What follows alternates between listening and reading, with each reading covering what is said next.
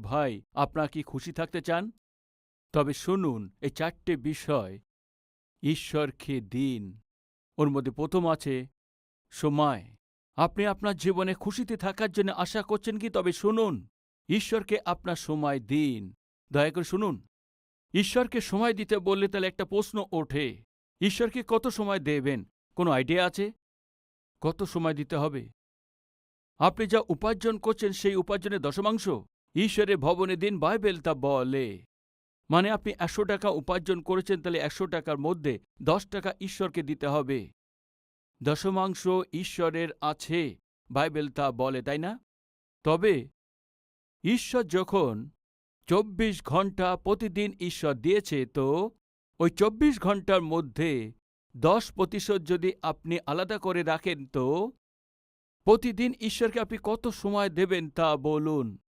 2 ঘন্টা 45 মিনিট আপনাকে ঈশ্বরকে দিতে হবে।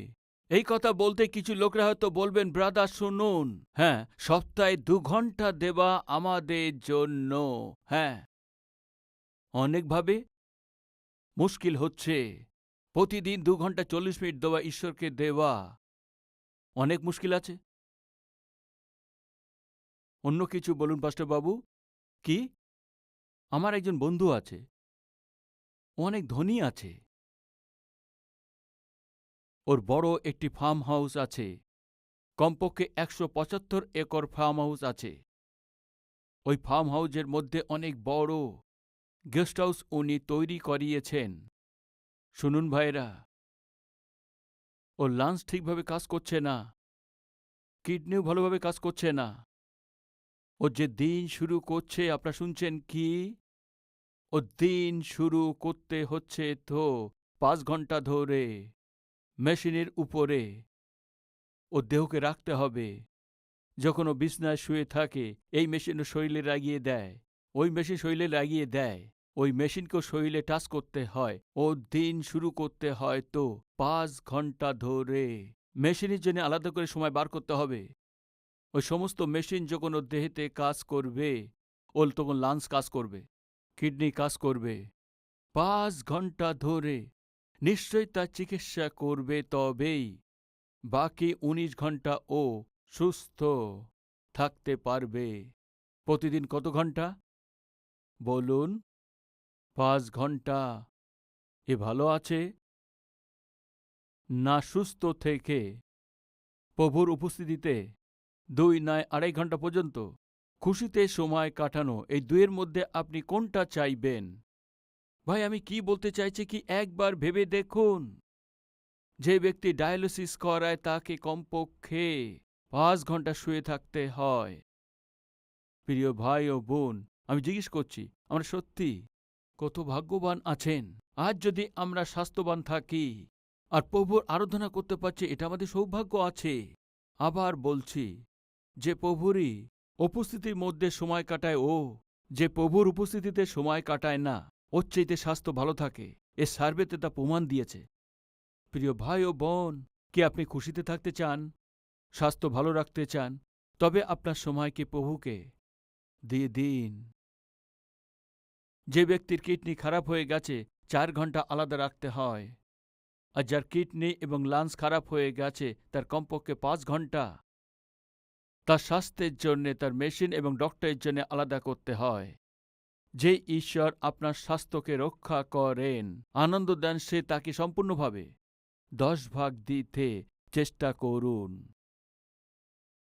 প্রতিদিন সকালে 5টা থেকে 6টা পর্যন্ত ঈশ্বরের সঙ্গে সময় দিন। প্রতিদিন আপনি 30 মিনিট বাক্য অধ্যয়ন করুন আর 30 মিনিট প্রার্থনা করুন। আর সন্ধ্যার সময় 30 মিনিট, 15 মিনিট প্রার্থনা করুন আর 15 মিনিট বাক্য পড়ুন। আর 30 মিনিট প্রভুর কথা আপনি অন্য কাউকে বলুন, কিছু না কিছু করুন। প্রতিদিন 2 ঘন্টা, না হয় 2 ঘন্টার অধিক ঈশ্বরের জন্য সময় আলাদা করুন। আপনার জন্য আশীর্বাদ আছে, এই সত্যকে ভুলবেন না। আমাদের যদি খুশির সঙ্গে, আনন্দের সঙ্গে সুরক্ষিত থাকতে হয়, তো ঈশ্বরের উপস্থিতিকে অবহেলা করবে না। ওয়াল্টের নামে একজন প্রসিদ্ধ ফিলোসফি ছিল, রচনাকার ছিল, যে জগতেতে নিজের রচনার দ্বারায় লোকদেরকে, অনেক লোককে প্রভাবিত করেছেন। এই অল্টের ফ্রান্সের নিবাসী ছিলেন। উনি একটি কথা বলেছেন। উনি কি বলেছেন আপনি জানেন কি? আপনি খ্রিস্ট স্বভাবকে যদি নষ্ট করতে হয়, একই রাস্তা আছে। কি আছে? রবিবারে ঈশ্বরের উপস্থিতিতে আপনার যাওয়ায় বন্ধ করতে হবে। এর উপরে প্রচার করেছে ভাই। খ্রিস্টকে নষ্ট করা না হয় খ্রিস্টীয় বিশ্বাসকে নষ্ট করা, সে কেবল একই রাস্তা আছে। রবিবারে ঈশ্বরের উপস্থিতিতে সেখানে যাওয়ায় বাধা দিতে হবে। যখন এভাবে ও প্রচার করেছে, আর ওই প্রচারকে নিয়ে ফ্রান্স দেশেতে সেনাদের মধ্যে যে রবিবার দিন আরাধনা করা হয়েছিল, ওই দিনকে ক্যান্সেল করে 10 দিনের মধ্যে একবার হলিডে ঘোষণা করেছেন। এ ফ্রান্সেতে ঘটেছিল, ঘটনা আছে। রবিবারের দিন এই লোকরা ছুটির দিন ক্যান্সেল করে দিয়েছে, কেননা রবিবারের দিন প্রভুর উপস্থিতিতে এরা যান। এইভাবে ক্যান্সেল করে 10 দিনের মধ্যে একবার ছুটির দিন ঘোষণা করায় কি হয়েছে জানেন কি? রবিবারের দিন ছুটির দিন আছে, এই জন্য যুদ্ধের সৈনিকরা সেদিন বিশ্রাম করছিলেন না। যে আরাধনায় যেতে চাইতেন আরাধনা করতেন, আর ঘোড়ারাও তারা বিশ্রাম নিতেন। এই ঈশ্বরের নির্দেশ ছিল ভাই। কিন্তু যখন মানুষ এই ঈশ্বরের বিরুদ্ধে 10 দিনের মধ্যে একদিন হলিডে ঘোষণা করেছেন, এই ঘোড়ারা যুদ্ধেতে দৌড়ানোর জন্য তারা পিছিয়ে গেছে। যুদ্ধ করা সৈনিকরাও সপ্তাহের পরিবর্তে 10 দিনে একদিন বিশ্রাম নিতেই এরাও দুর্বল হয়ে গেছে। এরপরে এই কথা প্রমাণ হয়ে গেছে। ঈশ্বর যে আজ্ঞা দিয়েছেন 7ম দিনে যদি বিশ্রাম দিন থাকে, এর আগে মানুষের কোনো ভাবনা এখানে দাঁড়াতে পারে না। সে অল্টার হতে পারে বা ওর সেই দাদু হতে পারে, যে কেউ হোক না কেন।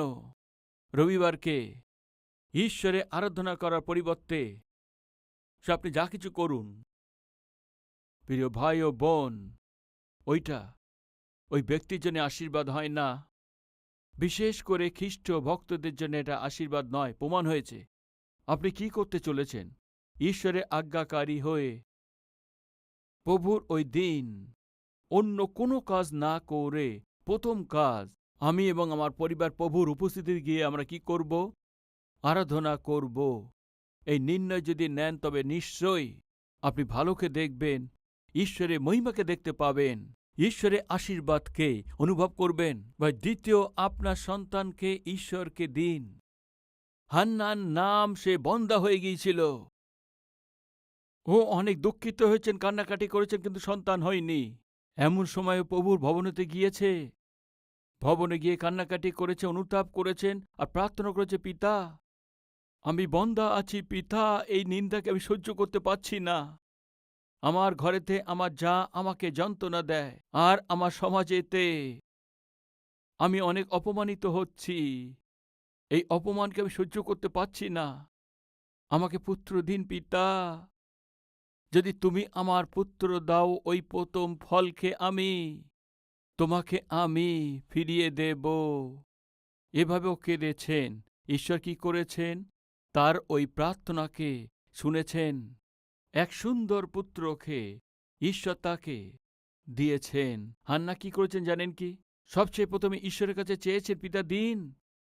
কি দেওয়ার জন্য বলেছেন? সন্তান দেওয়ার জন্য বলেছেন, পুত্র দেওয়ার জন্য বলেছেন। ঠিক আছে কন্যা, তুমি মেনে নাও, তোমাকে পুত্র দিয়েছি। তবে তুমি কি করবে?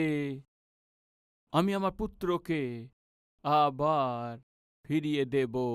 ওই দিন তার মা একটা নির্ণয় নিয়েছিলেন, আমার এই পুত্রকে ঈশ্বরের জন্য সমর্পণ করে দেব। আজকে আপনার পরিবারেতে ঈশ্বর এক পুত্রকে, নয় 2টি পুত্রকে, নয় 3টে সন্তান দিয়েছেন, নয় 4টে সন্তান দিয়েছেন। আমি জিজ্ঞেস করছি প্রিয় ভাই বোন, আমাদের মধ্যে কতজন ঈশ্বরকে আপনার সন্তানকে দিয়েছেন? আসুন দেখবেন যাত্রা পুস্তক 13 অধ্যায় শুরু থেকে 2টি বাক্য। পরে সদভু মসিকে কহিলেন, ইসরায়েলের সন্তানদের মধ্যে মনুষ্য হোক কিংবা পশু হোক, গর্ভ উন্মোচক সমস্ত প্রথম জাত ফল আমার উদ্দেশ্যে পবিত্র করো, তাহা আমারই। কি লেখা আছে? যে প্রথমজাত ফল আছে সে আমারই আছে। ভাই, সহজে যেন লোকরা বাক্য বুঝতে পারে, এইভাবে যারা লিখে বাইবেলকে প্রকাশ করেছেন, সেই মহান দাসের নাম আছে C.I. স্কফিল্ড। ভুলবেন না, যদি কেউ আপনাকে C.I. কফিল্ড বাইবেল যদি আপনি পান সেটা আপনি ক্রয় করুন। এই মহান দাস C.I. কফিল্ড, যিনি অদ্ভুতভাবে বাইবেল লিখেছেন এবং লোকদের কাছে পৌঁছিয়েছেন, এর আসল ঘটনা কি ছিল জানেন কি? একসময় সে মদ্যপানকারী ছিলেন। এ একজন লয়ার ছিল, অনেক পয়সা উপার্জন করতেন, মদ্যপান করতেন, মদ্যপানে পয়সা উড়িয়ে দিতেন। এমন লয়ারের কাছে এক ব্যক্তি তার কেস নিয়ে এসছেন, তার নিজের কেসের বিষয়ে কথা বলেছেন।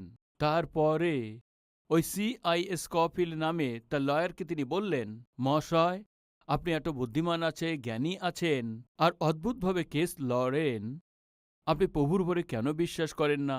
কেন আপনি প্রভুকে মেনে চলেন না? এইভাবে বলার পর উনি কি বলেছেন জানেন কি? তোমাদের প্রভু পাপীকে সাজা দেয়, তাই না? মদ্যপানকারী, ঘুরে বেড়ানোর লোক, বেশ্যা আর চোর, এদের সবাইকে নরকে ফেলে দেয়, তাই না? এইভাবে যখন ও বলছিলেন, ওই ব্যক্তিদের কেস নিয়ে এসেছিল, কি বলেছেন জানেন কি? কেউ আপনাকে ভুল বলেছে। এই হারিয়ে যাওয়া পাপী লোকদেরকে পরিত্রাণ দেওয়ার জন্যই আমার প্রভু যীশুখ্রিস্ট এই পৃথিবীতে এসছেন। আমার প্রভু পাপীকে ঘৃণা করেন না, পাপকে ঘৃণা করেন। পাপীকে অনেক প্রেম করেছেন আর পাপীদের জন্য নিজের প্রাণই দিয়ে দিয়েছেন। এই কথা শুনতেই সে লয়ার স্কোপির মন অনেক ভেঙে গেছে। বলুন, আমি কি করব? ওই সময়ই আপনার জীবন প্রভুকে দিয়ে দিন। ওই সময় হাঁটুতে এসে প্রার্থনা করেছে, আর ওই সময়ই যীশু খ্রিস্টকে ও মুক্তিদাতা হিসেবে উনি গ্রহণ করেছেন। আর অনেক খুশি হয়েছে, আনন্দিত হয়েছেন। ঘরেতে ফিরে গেছেন আর সোজা গিয়ে তার পিতাকে বললেন, পিতা, আপনার জন্য খুশির সংবাদ। কি আছে খুশির সংবাদ? যীশু খ্রিস্টকে মুক্তিদাতা হিসেবে গ্রহণ করেছি। শুধু তাই না, যখন আমি প্রার্থনা করেছি, প্রভু আমার সঙ্গে কথা বলেছেন, তোমার এই লয়ের চাকরিকে তুমি ছেড়ে দাও, আমার এই সুসমাজের জন্য সেবা করো। আমাকে ব্যবহার করেছেন এই জন্য পিতা। আমি শুধু যে পরিত্রাণ পেয়েছি শুধু তাই না, আমি যে তার সন্তান আছি, তার সে সেবক রূপে আমি তার সেবা কাজ শুরু করছি পিতা।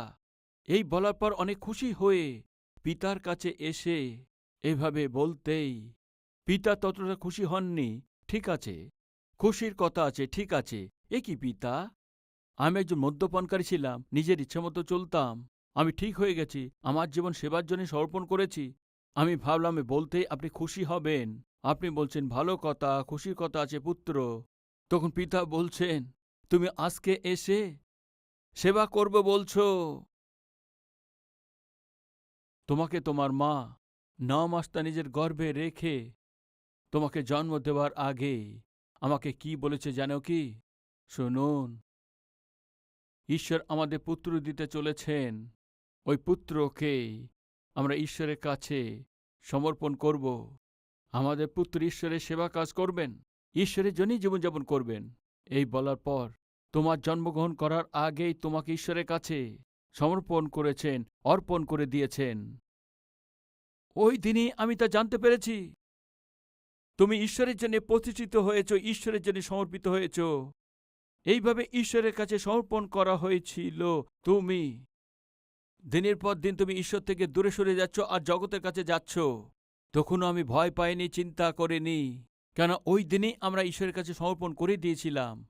তুমি যতই তুমি ঈশ্বর থেকে দূরে সরে যাও, ওই ঈশ্বর তোমাকে একদিন দর্শন দেবেন, তোমার জীবনকে তার হাতে নিয়ে নেবে। এই ভরসা আমাদের ছিল। আজ আমাদের মধ্যে এমন পিতামাতা আছেন কি, ঈশ্বর যে আপনাকে সন্তান দিয়েছেন সেটা ঈশ্বরের জন্যে, আপনি তাকে সমর্পণ করে দিয়েছেন, চিন্তা করবেন না। আজকে আপনার পুত্রের জীবনে অনেক কিছু বাধা আসতে পারে। আজকে আপনার সন্তান আপনার বিরুদ্ধে বলছে, আপনার বিরুদ্ধে চলাফেরা করছে, রাস্তা পাল্টে ফেলছে, রাস্তা ভ্রান্ত মনে হচ্ছে, আপনি মনে করছেন, কিন্তু আপনার সন্তান, আপনার কন্যাকে যদি ঈশ্বরের কাছে সমর্পণ করেন, ঈশ্বর তা জানেন, অর্পণ করে দিয়েছেন আপনার সন্তানকে। কিভাবে উপযুক্ত হিসেবে তাকে ব্যবহার করবেন, তৈরি করবেন, ও মহান ঈশ্বর তা খুব ভালো করে তা জানেন। নিশ্চয়ই আপনার কন্যাকে, নিশ্চয়ই আপনার সন্তানকে ঈশ্বর সঠিক সময়তে একটি উত্তম ব্যবহারযোগ্য পাত্র করবেন। পাস্টারবাবু 1 মিনিট দাঁড়ান। আমার একমাত্র পুত্র আছে, তাকে ঈশ্বরের কাছে সমর্পণ করতে বলছেন, তবে আমাদের পরিস্থিতি কি হবে দেখবেন। আসুন আপনার পরিস্থিতি কি হবে। 1 শমূয়েল পুস্তক 2 অধ্যায় 20 পদেতে। আর এলি ইলকানাকে ও তার স্ত্রীকে এই আশীর্বাদ করিলেন, সদাপ্রভুকে যাহা দেওয়া হয়েছিল তাহার পরিবর্তে তিনি এই স্ত্রী হইতে তোমাকে আরো সন্তান দিউন। পরে তারা স্বস্থানে প্রস্থান করিলেন, আর সদাপ্রভু হান্নার তত্ত্ববোধন করিলেন, তাহাতে তিনি গর্ভবতী হইলেন, আর তিনি 3 পুত্র ও 2 কন্যা প্রসব করিলেন। এক পুত্রকে ঈশ্বরকে দিলে ঈশ্বর কত সন্তান দিয়েছেন? 5টি সন্তান দিয়েছেন। ঈশ্বরকে দিলে ঈশ্বর মহান, আনন্দিত হন। ও একটি সন্তান দিয়েছে ঈশ্বর, তাকে 3টি পুত্র আর 2টি কন্যাকে দিয়েছেন। আপনার সন্তানকে ঈশ্বরকে দিন। আমার মা এই সেবককে ঈশ্বরের সেবার জন্য যদি সমর্পণ না করতেন তো এত সুন্দর মণ্ডলী সেবা দেখতে পেতেন না।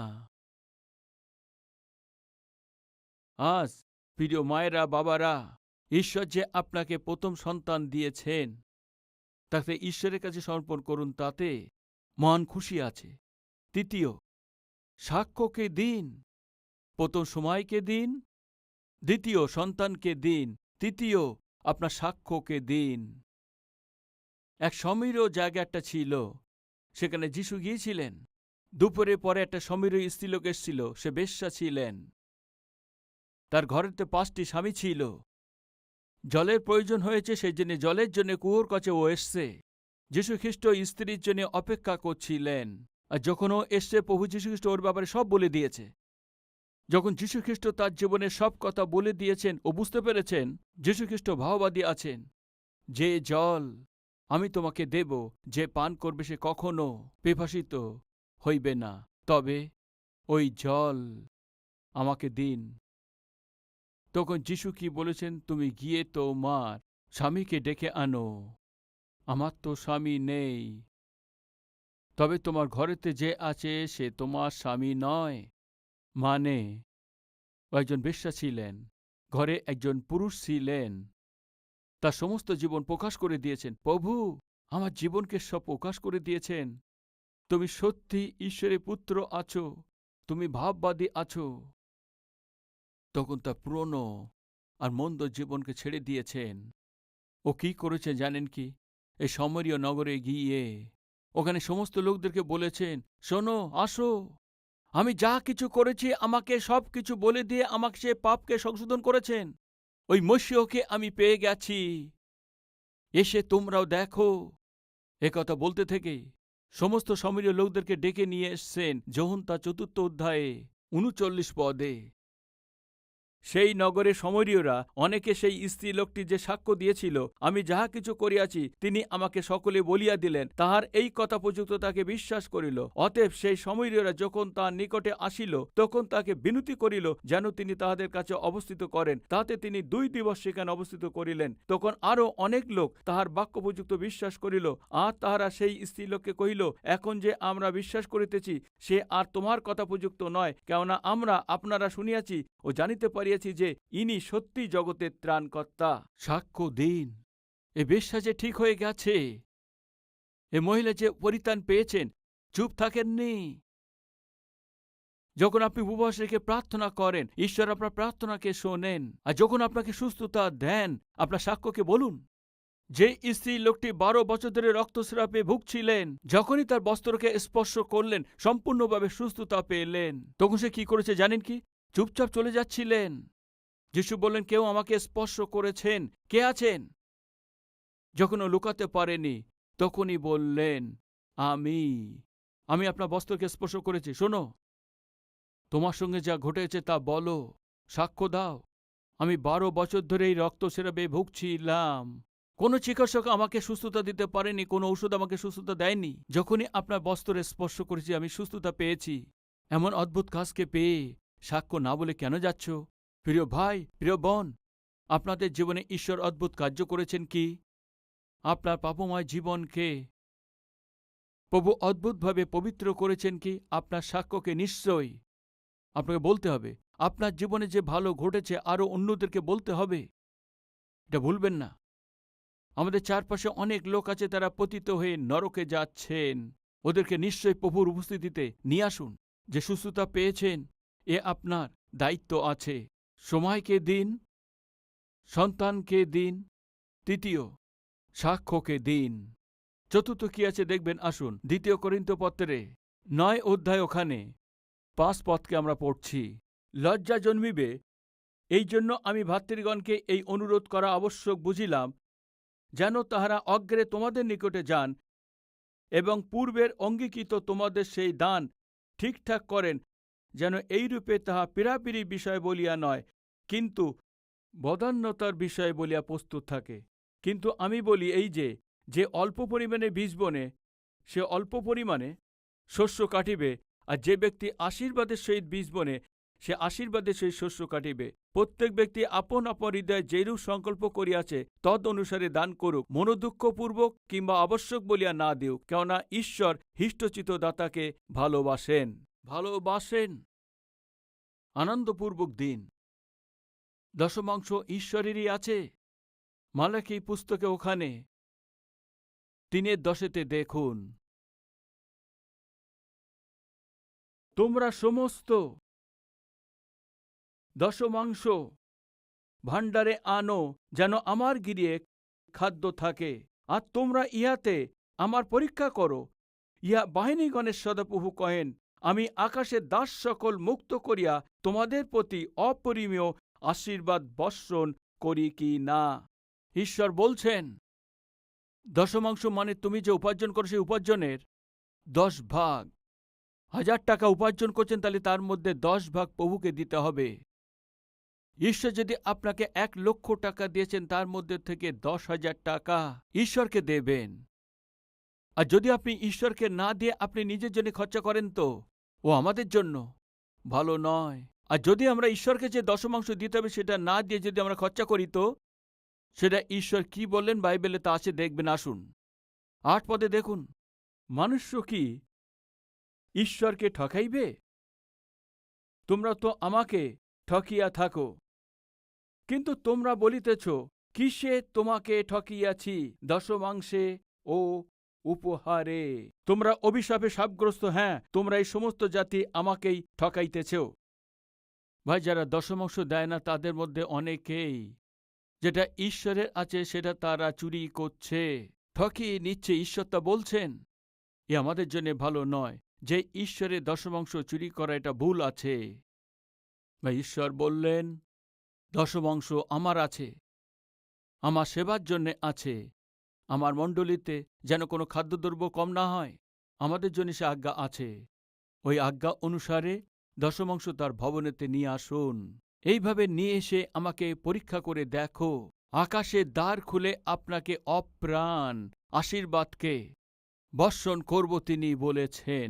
ভাই, ঠিক আছে কি? ঈশ্বরকে দিলে ঈশ্বর আশীর্বাদ করবেন কি? নিশ্চয়ই ঈশ্বরকে দিলে ঈশ্বর আশীর্বাদ দেবেন, তার হাত দেখাবেন। খুশিতে থাকতে চান কি? তাহলে সময়কে ঈশ্বরকে দিন, সন্তানকে দিন, আপনার সাক্ষ্যকে দিন, আর স্বেচ্ছায় আপনি দানকে দিন। আসুন নির্ণয় নিই।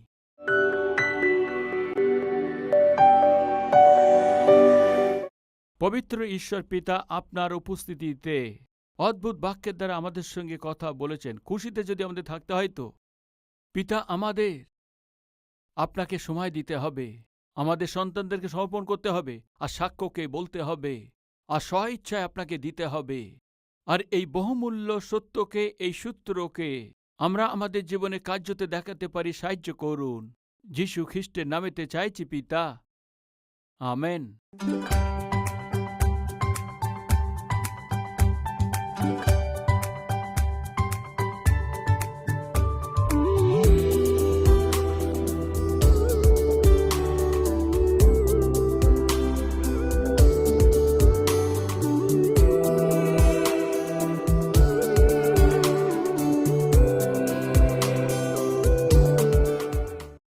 আমাদের ঠিকানা Calvary, post box number 30, Kukatpally, Hyderabad 72, Telangana.